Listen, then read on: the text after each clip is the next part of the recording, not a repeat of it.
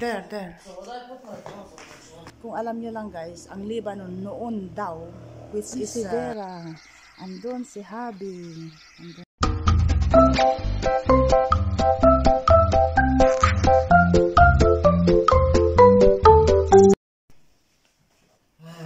There. There. Anything.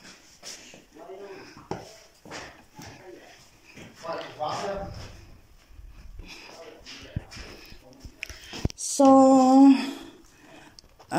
nag-aayos tayo ng konti dito dahil paalis na tayo.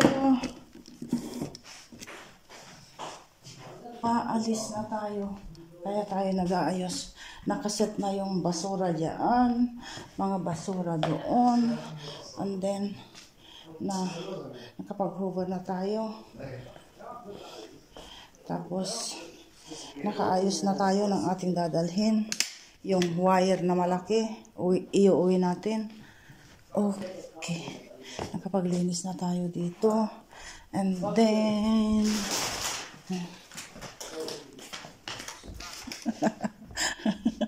nothing. Say hello.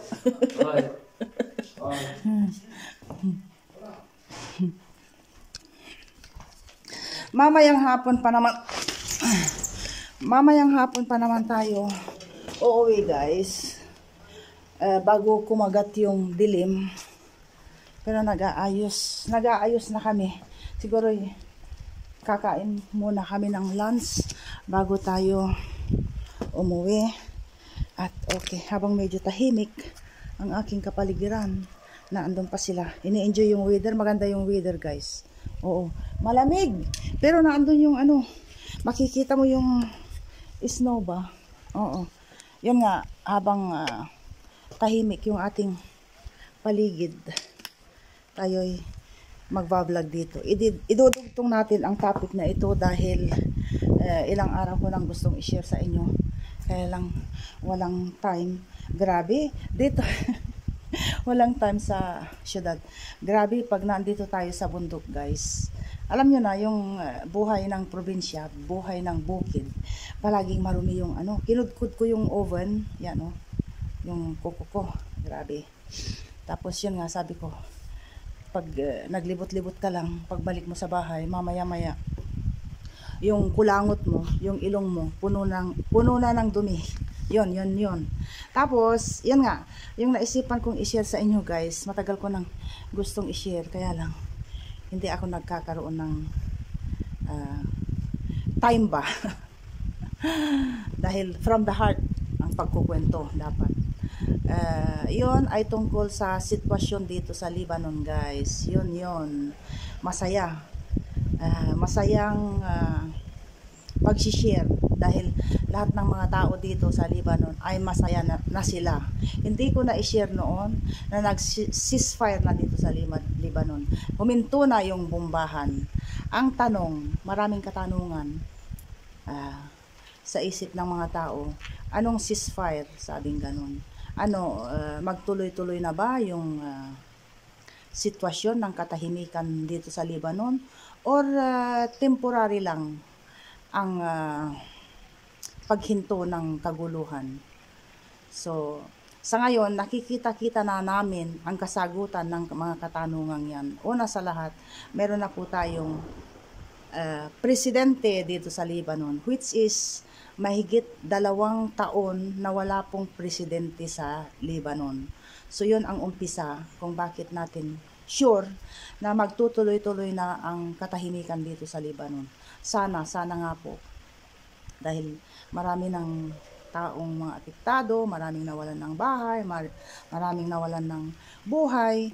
So ngayon, ang first step na ginagawa ng gobyerno dito, yun nga, nagkaroon na po tayo ng presidente, which is 2 taon na mahigit na nag-antay ang mga tao. And then meron na ring prime minister.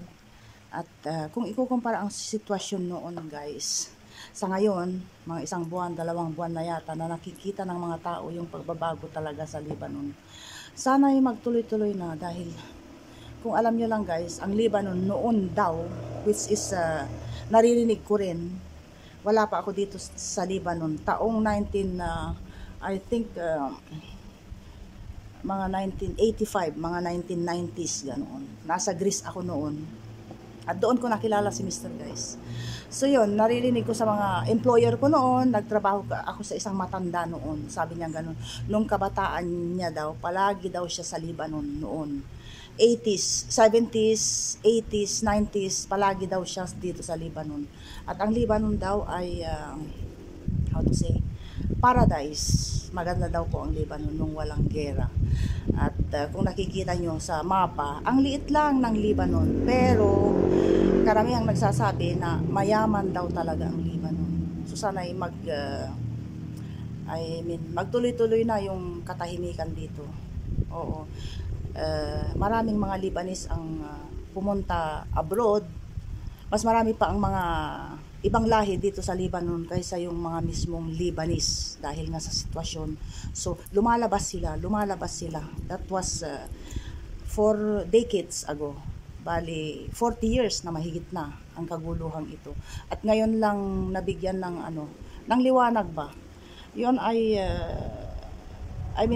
naririnig ko sa mister ko dahil bata pa lang si Habi noon, mga 7 years old, 5 years old, na nag-umpisa ang gera dito sa Lebanon. Imagine, nasa 50s na siya. So, bali, buong buhay niya, naranasan niya yung kaguluhan. So, ipinagdadasal namin, at least hindi na lang, kahit hindi man lang sa amin na yung kapayapaan, at least sa mga bata, at mga anak ng ating mga anak. Yung pang ganon. Oo. At yun ang naisip ko dahil masaya lang po ang aking kalooban.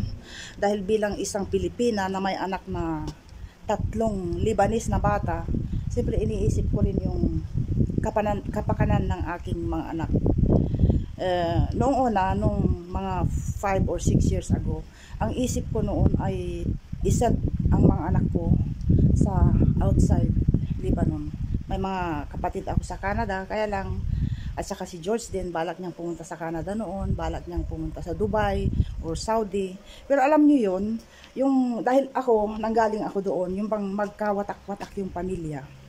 So sabi ng mister ko, kahit na anong problema or anong hirap ng buhay, ayaw niya yung magkawatak-watak kami. Kaya trinay niyang i-hold on yung mga expenses namin, i-try niyang gampanan yung pagiging ama niya na huwag kaming magkawatak-watak dahil siya, lumaki din siya sa pagpunta sa ibang bansa, tapos ako rin, ganoon. So mahirap yung bang yung bang magkawatak-watak yung pamilya, kahit anong hirap ng buhay ba, yung bang magkakasama kayo, yun. Masarap na yung bang pamumuhay kahit na naghihirap ka tapos magkakasama kayo. So shout out sa ating mga kababayan, lalo sa ating mga Pilipino na matatapang sila kahit na magkawatak-watak sila, ang iniisip nila yung kapakanan ng kanilang mga pamilya. So ayun, shout out sa mga matatapang na mga magulang. So ayun, tayo maggagayak na, pero mamaya pa naman, kakain pa kami. Kainin namin yung baon naming, nagdala ako ng mga 4 na kilong chicken, tapos meron pang 1 kilo dyan. So, iluluto ko yun, para hindi namin dalhin pabalik sa syudad. So, yun na yun. So, tandaan po ang view yan, guys. Winter ngayon. So, pag mga after 2 or 3 months, magiging green na ulit ang ating kapaligiran. So, see you again sa susunod na vlog natin. I'm vlogging. So, that's the small room. Where is Toto? This the 2. They are getting bored. Yeah. Okay. May bisita pala tayo kanina. Kaya, pumunta ako dun sa balkonahe. Naandyan sila sa labas. 5 yung mga pinsan, mga kapitbahay niyang nandito. Kaya lang nasilip ko, may iisa na lang. Yung 3, yung 4, nahihiya akong iharap yung camera. Pero yung isa dyan, yung pinsan niya dito sa may likod namin na kung saan kami nag-i-stack ng mga ibang pagkain sa fridge niya. Siya ang naandyan. Siya ay sanay na sa akin na palagi akong nagbablog. So silipin natin si Mr. at saka yung pinsan lang niya. Kaalis nung 3, 4. So, ayun. Ayun, si Vera. Andun si Habi. Andun siya. Say hello. Daddy, say hello. Hello, Daddy. I said to you, say hello. Andun si Lucky. Where is Lucky? Ayan si Lucky. Nag-i-enjoy. Sige, enjoy. Because you are going. Where is the other one? Yun yung mga kaibigan ni Lucky. Yun yung kakulay ni Lucky.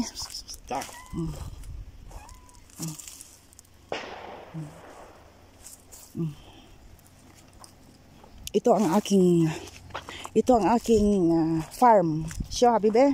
This is my land. Ito ang luwang ng aking land. Yan. Dito hanggang doon. Yon, yung aking farm. Tataniman natin yan pag summer. Look at Lucky. Nag-i-smell siya. He's just smelling the ground. He's kissing him. This one is like down. No. Lucky. No. Oh, okay. Just like that. Just like that. Okay. Are you happy?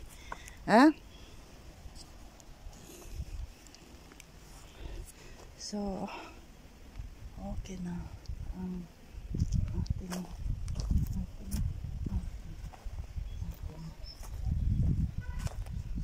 Leave them. Not to be lost.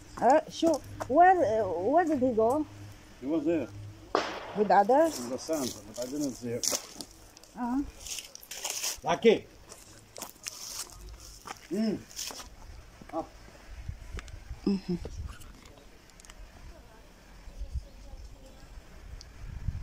Yan po ang ating villa. Villa ng pag-ibig. Tinatawanan ako ng mister ko. Pero masaya guys, masaya. At least natapos namin yung kabuuan ng bahay. Hindi pa masyadong tapos. At least meron ng tulugan, meron ng banyo. Hindi gaya noon na pag umiihi kami sa sa isang bucket lang. Alam niyo yon, meron ng lutuan, meron ng banyo, meron na kaming tulugan. So ayun, so hopefully sa summer magiging okay na yung buong bahay. Pahingaan ba, kumbaga. So yun na yun, kita-kits tayo ulit sa susunod na ganap.